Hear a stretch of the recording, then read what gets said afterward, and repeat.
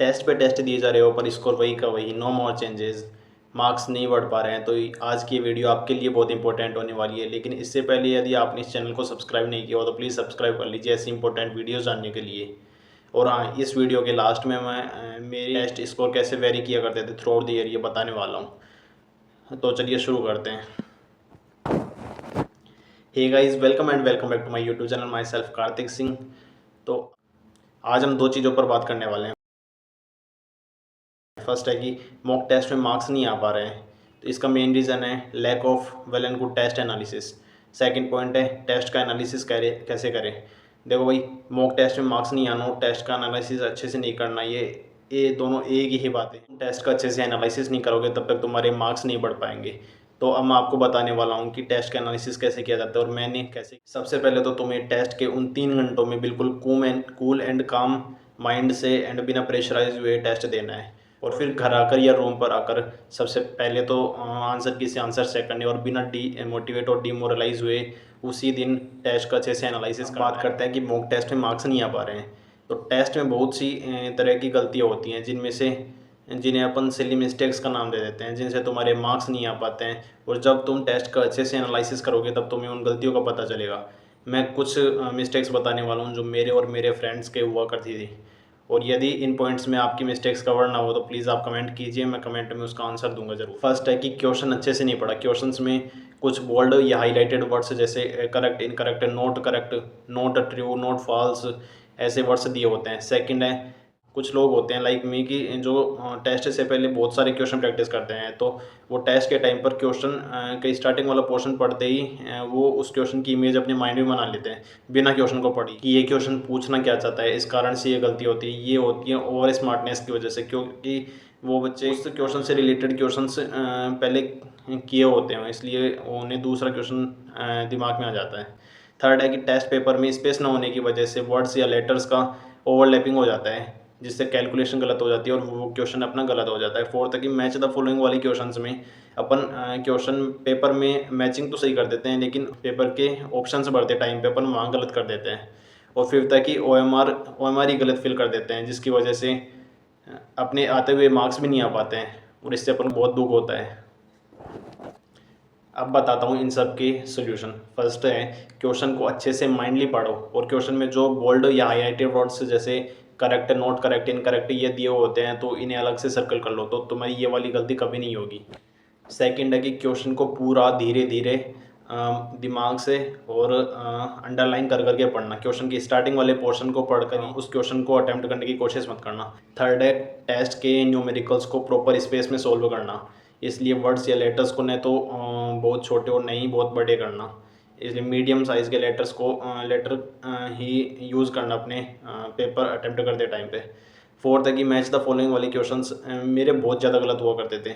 तब मेरे फ्रेंड ने मुझे एक स्ट्रेटेजी बताई जो वो खुद अपनाया करता था, उसके कभी भी गलत नहीं हुआ करते थे मैच द फॉलोइंग वाले क्वेश्चन। वो करता था कि जैसे मैच द फॉलोइंग वाले क्वेश्चंस के साइड में वो लिखता था जैसे फर्स्ट का ए, सेकंड का डी, थर्ड का सी, ऐसे ऐसे किया करता था। तो मैंने जब ये स्ट्रेटेजी अपने उसके बाद मेरे कभी भी ऐसे क्वेश्चंस गलत नहीं हुए। फिफ्थ है कि OMR को तुम एटलीस्ट 3 या 4 स्टेप्स में फिल करना। सबसे पहले अगर तुम बायोलॉजी करते हो तो बायोलॉजी की पेपर करने के बाद उसकी OMR फिल करना, then chemistry, then physics. OMR को कभी भी एक साथ फिल मत करना और कभी भी हर ईच एंड एवरी क्वेश्चन की OMR साथ में फिल ना करना, क्योंकि इससे तुम्हारा बहुत ज़्यादा टाइम। पता है कि इन सब मिस्टेक्स का तुम्हें तब पता चलेगा जब तुम टेस्ट का एनालिसिस बहुत अच्छी तरीके से करोगे। ऐसी मिस्टेक्स बार बार करने से तुम्हारे मार्क्स कभी नहीं बढ़ पाएंगे। सो प्लीज़ अगला टेस्ट देने से पहले अपने पिछले टेस्ट में की गई सिली मिस्टेक्स को ज़रूर से देख लें। और अब बात करते हैं कि टेस्ट का एनालिसिस कैसे करें। पेपर में हमारे कई टाइप के क्वेश्चन रॉन्ग होते हैं। फर्स्ट है कि जो क्वेश्चन अपन को आते ही नहीं। सेकंड है कि क्वेश्चन आए बट कन्फ्यूजन इन 2 ऑप्शंस। तो मेरा सजेशन है कि जो क्वेश्चन तुम्हें बिल्कुल नहीं आता उसे बिल्कुल भी ना करें, स्किप कर दें। और जिस क्वेश्चन में तुम्हारे कन्फ्यूजन है तो एक बारी के लिए तो उसे भी स्किप कर दें। और टेस्ट में गलत हुए क्वेश्चंस के लिए तुम एक अलग से एक बुक बना सकते हो, जिसे तुम अपने हिसाब से मिस्टेक बुक नाम दे सकते हो। ये तीनों सब्जेक्ट की एक भी हो सकती है, फिर इन सब के अलग अलग भी बना सकते हो। लेकिन फिजिक्स और केमिस्ट्री के लिए ज़रूर ये मिस्टेक बुक बनाओ, जिससे तुम्हें बहुत हेल्प मिलेगी। अब बात करते हैं कि subject wise physics, chemistry, biology की कैसे हम मिस्टेक्स को दूर कर सकते हैं। सबसे पहले फिजिक्स में जो क्वेश्चन गलत हुए हैं उसको अच्छे से एनालाइज करो और देखो कि ये क्वेश्चन गलत क्यों हुआ है, किसी कॉन्सेप्ट की वजह से हुआ है, फिर किसी न्यूमेरिकल मिस्टेक की वजह से हुआ है। उस क्वेश्चन को तुम उस मिस्टेक बुक में लिख दो जिसका कॉन्सेप्ट तुम्हें नहीं आता है। NLM WP जैसे चैप्टर्स में कुछ क्वेश्चंस होते हैं, यदि अपन उन चैप्टर्स का 1-2 बार रिवीजन करते हैं तो उन क्वेश्चंस का कॉन्सेप्ट अपन को नया सा लगता है, तो उसे उस बुक में नोट डाउन कर दो। और 1D 2D जैसे कुछ चैप्टर्स होते हैं, उसमें एक ही क्वेश्चन को सोल्व करने के कई तरीके होते हैं, उसमें से जो तरीका तुम्हें सही लगे तो उसी से बाकी क्वेश्चंस करो और उसी को कंटिन्यू रखो। अब बात करते हैं केमिस्ट्री की। केमिस्ट्री में होते हैं physical chemistry, inorganic chemistry and organic chemistry. Physical chemistry में सेम फिजिक्स जैसा करना होता है। और इनऑर्गेनिक केमिस्ट्री में जो क्वेश्चन तुम्हारे गलत हुए हैं तो उस क्वेश्चन की लाइन को तुम एज इट इज़ अपने मिस्टेक बुक में डाल दो, बिकॉज इनऑर्गेनिक केमिस्ट्री का मैक्सिमम पोर्शन थियोरेटिकल होता है। अगर कोई कॉन्सेप्चुअल है तो उस कॉन्सेप्ट को अच्छे से समझकर उसे भी अपनी मिस्टेक बुक में डाल दो। और नेक्स्ट उस चैप्टर का नेक्स्ट टेस्ट देने से पहले एक बार इस बुक को ज़रूर पढ़ें। और ऑर्गेनिक केमिस्ट्री में अपने 2 तरह के क्वेश्चन गलत होते हैं। फर्स्ट है कि या तो अपन को मैकेनिज्म आता ही नहीं, और सेकंड है कि जैसे कुछ टॉपिक्स होते हैं जैसे plus I minus I effect, acidic strength, basic strength, इनके ऑर्डर होते हैं, वो ऑर्डर अपन को अच्छे से याद नहीं है, बिकॉज इनके ऑर्डर लगभग ऑर्गेनिक केमिस्ट्री का लगभग सभी चैप्टर्स में काम आते हैं। तो मैं आपको सजेस्ट करूँगा कि तुम plus I effect, minus I effect, acidic, basic strength के ऑर्डर्स को कुछ न्यूमोनिक्स या फिर ट्रिक्स की सहायता से अपने स्टडी रूम की वॉल पर लगा दो। और जिस मैकेनिज्म वाला क्वेश्चन तुम्हारा जो गलत हुआ है उसे उस मिस्टेक बुक में नोट डाउन कर दो। अब बात करते हैं बायोलॉजी में जो क्वेश्चन तुम्हारा गलत हुआ है तो उस हर क्वेश्चन की लाइन को NCERT से पढ़ो। एक बार उस लाइन को NCERT से पढ़ो और फिर एक बार उस लाइन को, उस क्वेश्चन की लाइन को पढ़ो। फिर NCERT की उस लाइन को अच्छे से अंडरलाइन करो, फिर हाईलाइट कर दो।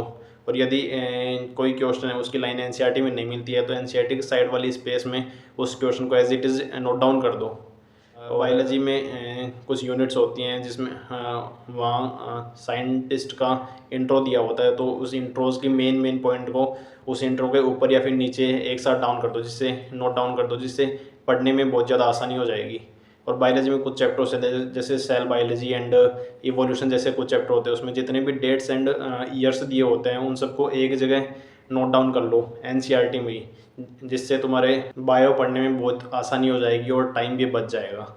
और अब बात करते हैं कि मेरा टेस्ट का स्कोर कैसे रहा करता था जब मैं टेस्ट दिया करता था। तो मैं बताता हूँ कि मेरा रियलिस्टिक स्कोर है, मेरे लोवेस्ट मार्क्स तो थे 475 या 85, ये कुछ लोवेस्ट मार्क्स थे। और हाईएस्ट मार्क्स मेरे पार्ट सिलेबस टेस्ट में 685 थे। तो लोएस्ट मार्क्स मेरी स्टार्टिंग में ही थे, स्टार्टिंग के 3-4 माइनर के बाद। और जब से मैंने टेस्ट का अच्छे से एनालिसिस करने स्टार्ट किया तब से मेरे मार्क्स कंटिन्यू बढ़ने लग गए। इसीलिए मैं आपको सजेस्ट करूँगा कि आप भी टेस्ट का एनालिसिस ज़रूर करें। आई होप कि आपको ये वीडियो अच्छी लगी होगी, और अगर ये वीडियो अच्छी लगी है तो वीडियो को लाइक कीजिए एंड सब्सक्राइब कीजिए।